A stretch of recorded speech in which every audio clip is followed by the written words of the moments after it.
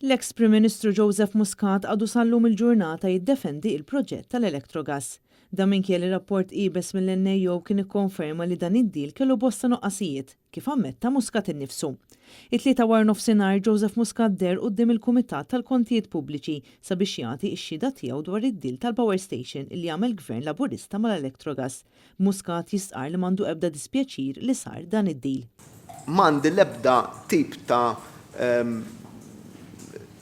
dwejja li b'xi mod jew ieħor niddependi dan il-proġett. I don't want to beat around the bush, ħankunu ċari. Waqt il-laqgħa ta' dan il-kumitat immexxi miċ-chairperson Derrin Karabot kien hemm preżenti wkoll il-wib tal-Oppożizzjoni Robert Kutajjar u deputat nazzjonalista Graham Bencini fejn kollha staqsew domandi dwar dan id-deal skandaluż li għadu mifni b'ħafna dubji u misteri. Il-punt kollu huwa dan. L-NAO sab li kien hemm nuqqasijiet. Qed naqblu. Ħadd ma qed jikkontestat dan. L-NAO qalet li ħafna minn dan nuqqasijiet kienu ta' natura amministrattiva. Mhux biss, Dr. Muscat qed jgħidlek it was not fair and impartial. Fl-aħħar qed jgħid illi xorta ir-riżultat kif ħajkun l-istess. Issa ħawieġbek I think that's a fair assessment li dak li qed isir hemmhekk mill-NAO u illi f'tender stadin anka ġieli jirrajt affarijiet illi ma tifhimhomx f'tender ta' siġġu mejda ħseb wara f'tender ta' Iva, ma mhux qed nitkellmu fuq tender ta' siġġu mejda, Dr. Muscat. Waqt il-PAC Muscat ikkonferma li qabel ingħata it-tender lil Electrogas kien hemm pressjoni fil-forma ta' lobbying. Ftit qabel għamel din l-istqarrija deputati tal-Labor fil-PAC ivvutaw sabiex ftehim li kien sar mal-Partit Laburista qabel l-elezzjoni u li skont Muscat ma kienx ftehim li jorbot ma jiġix ippreżentat lill-membri tal-Kumitat. Matul is-seduta ta' tlieta, Joseph Muscat stqar illi meta ġie biex jagħżel il-Ministru tal-Enerġija huwa għażel lil Konrad Mizzi għax kontu kien l-iktar bniedem kompetenti f'dan il-qasam. Għalfejn għażilt li Konrad Mizzi, Dr. Konrad Mizzi ikun il-Ministru għall-Enerġija. L-iktar bniedem kompetenti f'dak il-qasam.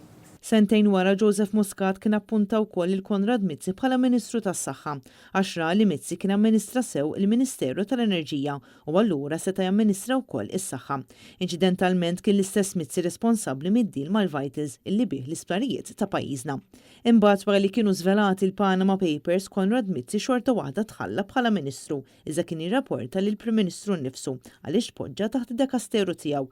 Muscat għadu sallum jiddefendi lil Konrad Mizzi għalkemm qal li Mizzi seta' kien aktar trasparenti. Ħares lura tajt li kienet deċiżjoni tajba li lil-Dr. Konrad Mizzi inti tajtu dawn il-Ministeri. Iva.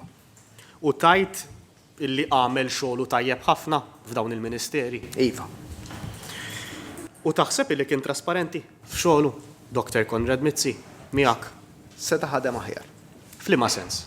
Weġibtek hux, seta' ħadem aħjar. Jien qed nistaqsik kif Naħseb seta' ħadem aħjar. fil-dija huwa ħaq li bniedem bħal dak spiċċa kif spiċċa mill-karriera politika. Se tagħmel aħjar. Kif seta' ħadem aħjar? Seta' kien iktar trasparenti bil-mod ta' kif fehem l-affarijiet u kif ta' kif ħadem. U ngħidilu bħala ħabib u ngħidilu sallum il-ġie. Waqt ix-xhieda tiegħu l-ex Prim Ministru Joseph Muscat qal li ma kienx qed jidher quddiem il-PAC biex jiddefendi xi teoriji dwar il-qtil ta' Defni Caruana Galizja. Iżda mar hemm biex jiddefendi il-proġett kollu tal-għażla b'rabta mal-Power Station tal-Gass. L-ex Prim Ministru Laburista stqar li huwa ħallas l-akbar press politiku minħabba qtil tal-ġurnalista Defni Caruana Galizja għaliex kellu saħansitra jirriżenja mit-tmexxija tal-pajjiż. Intant mistoqsim il-ġurnalisti jekk jibżax li ġie arrestat, Muscat qal li m'għandu ebda biża' għax kontu qed jgħid il-verità kollha. Ma nifżax m'għandix biża' għax qiegħed dejjem qed il-verità.